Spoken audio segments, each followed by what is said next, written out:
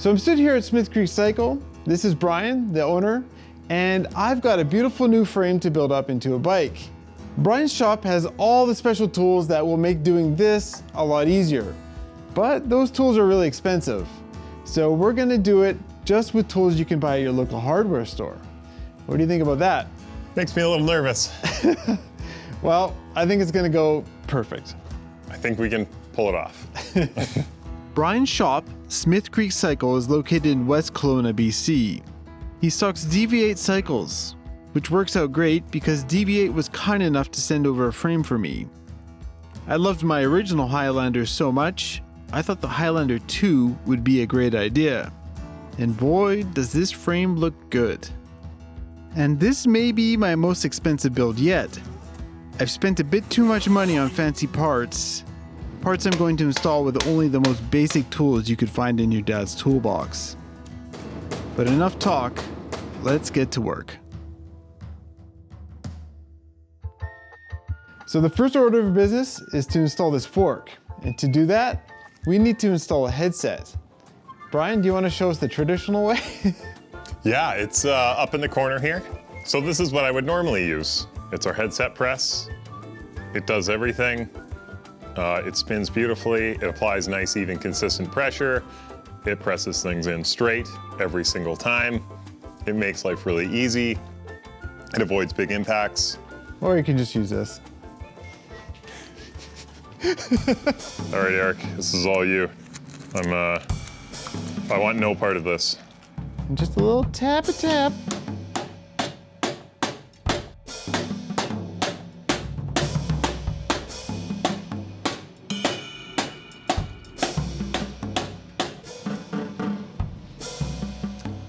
I think we got a warranty issue here. Like, hey, DV8, you know the frame I hammered my cups into? Yeah, for some reason I found this crack on it 3 rides in. It didn't look that bad, actually. And the bottom cup goes in equally as smoothly. Why not just use the press? It's already here. We're teaching the people how to build their bikes without expensive tools. Yeah. I like that you're actually like a little bit upset about this. So the next job is to install the crown race onto the fork. It's a really tight fit, but how would you do it? Crown race setting tool. Put a little bit of grease under here, pop this on, and hammer it home. So Brian, this is basically just an expensive pipe, isn't it? For the most part, yeah. Well, I've got a cheap pipe, which will do the same thing, I think. Let's try it out. A piece of 1 1/2 inch pipe from your local hardware store fits over your steerer tube perfectly.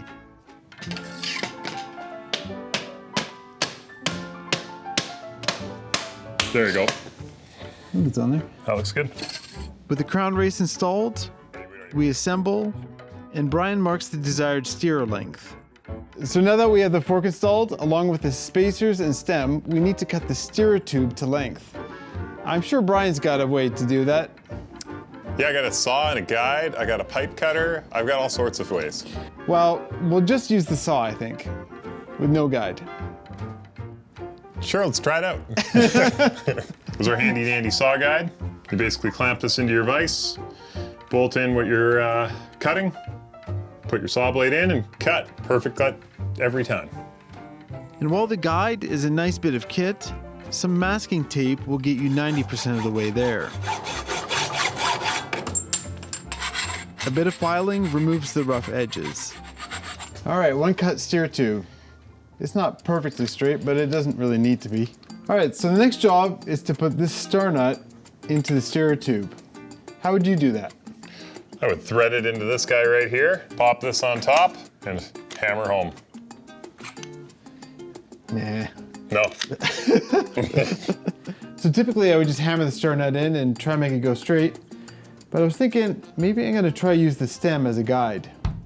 So with the star nut threaded down to the top cap, then placing it on top of the steerer, and with the stem just tight enough to slide down with some force. This might be a great idea, actually. Or it could be a terrible idea. There's only one way to know, but I think it will work. I think it's actually like a good idea. The star nut is pushed in by the bolt, which is guided by the top cap, which in turn is guided by the stem, creating the perfect tool for the job. Hey. Look at that. Well, that actually works really well. It's not bad at all. That worked out great. Sweet. I'm actually pretty happy with that. That's better than I thought it was going to be, for sure. Cool. A perfectly installed star nut means the fork can go in,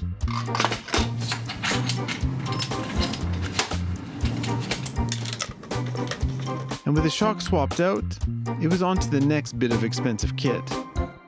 All right, so now that we got the fork and shock installed, what should we do next? Let's put the crank in. The crank or the cranks? I'm not sure. The crank set. Ooh.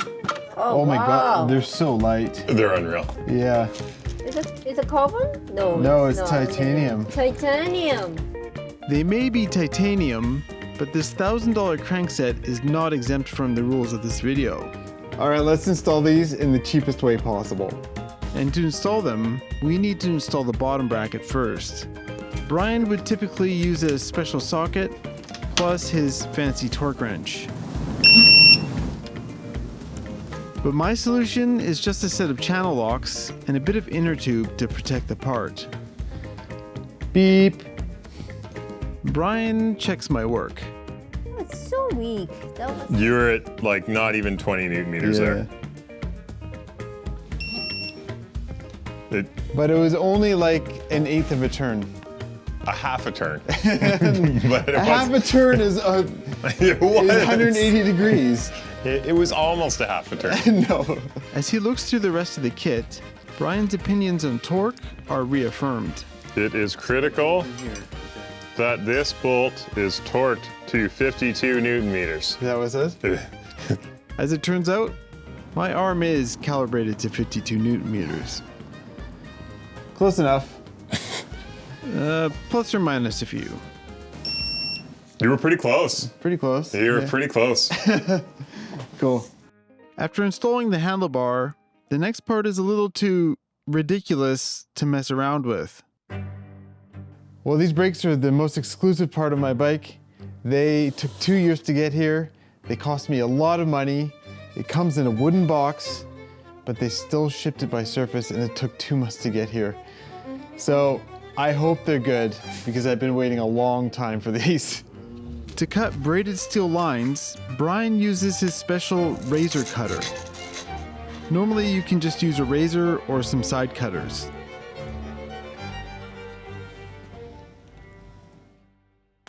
It's time for some wheels. Noble was kind enough to send some carbon rimmed TR37s and they are gorgeous. Okay, so last time I did a bike build with Brian, we had a little race to see who could mount the tire the fastest. It was rigged. Brian lost. But we're gonna do it again and he's got a chance at redemption. This time I've got the rear tire with the harder casing, so it might be more difficult for me. We'll see how it goes. I'm gonna win. 2.5 years, I should win. Are you guys ready? Ready. 3, 2, 1, go. Oh, that sounded hard. Sorry, Rim. Oh man. Yes!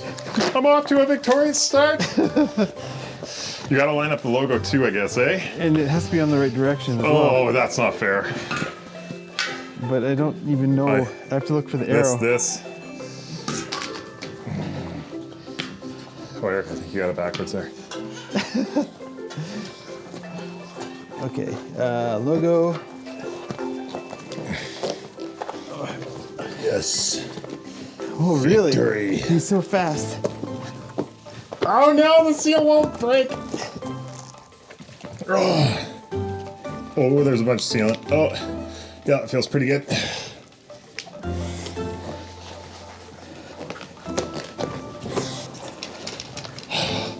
My skills have improved, I think. Oh no, I got the wrong end on this thing. Oh, that's gonna hurt my time. Are you screwing on already?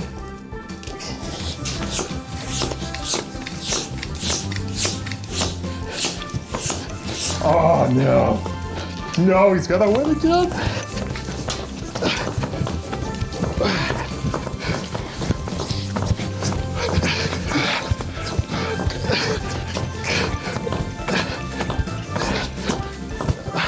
Oh, make the sound. Oh, I think I'm there. First to 30? Oh, 40. First to 40. Oh, I'm 30. I'm at 40. Are you seeing it? It didn't really make a sound, but I'm at 40. What was your problem? This has a Schrader and a press to end. Oh, and it was backwards. It was backwards. Oh, that was the difference. Oh. High Round five. 3. I was closer that time. So my valve was sitting on the wrong side of the bead too. Oh, that's not good.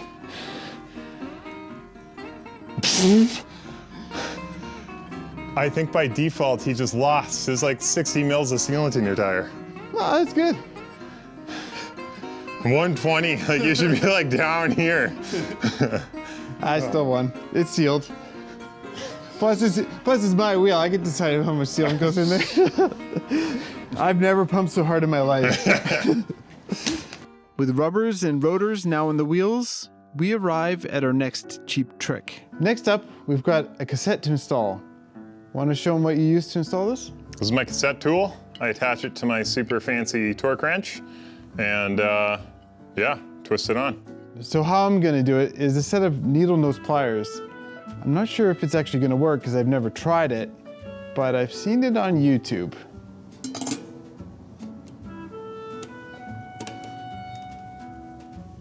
Oh, it's working. Wow, it's working. And to add a bit more torque, an adjustable wrench. It's actually impressive.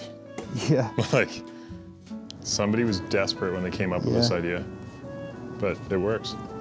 Yeah, that's good. What do you think, Brian? It's actually pretty impressive. Can I see? Like, look at that. There's no exposed bare metal. There's not like any signs that it was put on. Well, maybe your end cap's got a little bit of abrasion there, but Yeah. it actually, yeah, I'm pretty impressed. That worked pretty good. Before we get to our next tip, we need to install a few things.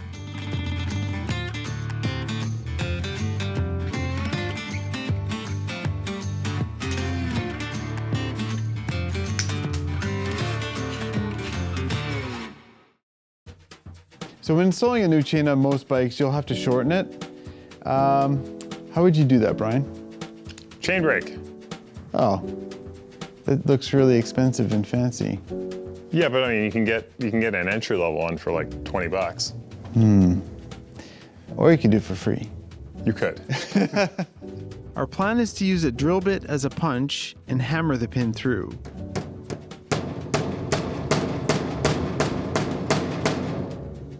Not moving at all. Okay, let's try the punch. That one looked like it worked. No, it didn't. Maybe this is the last thing we're failing on. Okay, so kit, excuse me.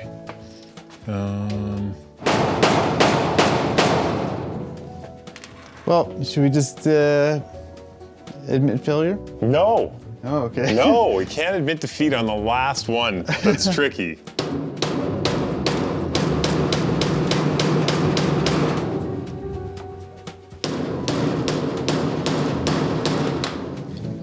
Oh, you did it. Hey! Nice. We just can't admit defeat.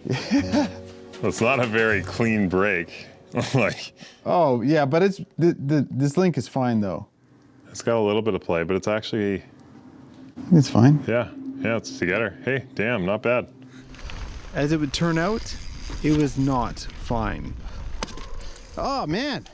Over the following months, I could not figure out for the life of me why my chain kept dropping when I put down power. Again. It was only during the editing of this video that I realized we probably bent the chain.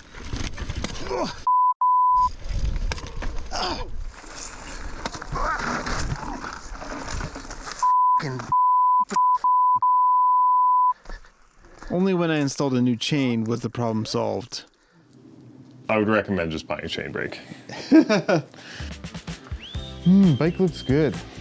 It really does. As we put the final touches on the bike, I've just got to thank Brian for taking the time to make this video with me after he'd been working all day.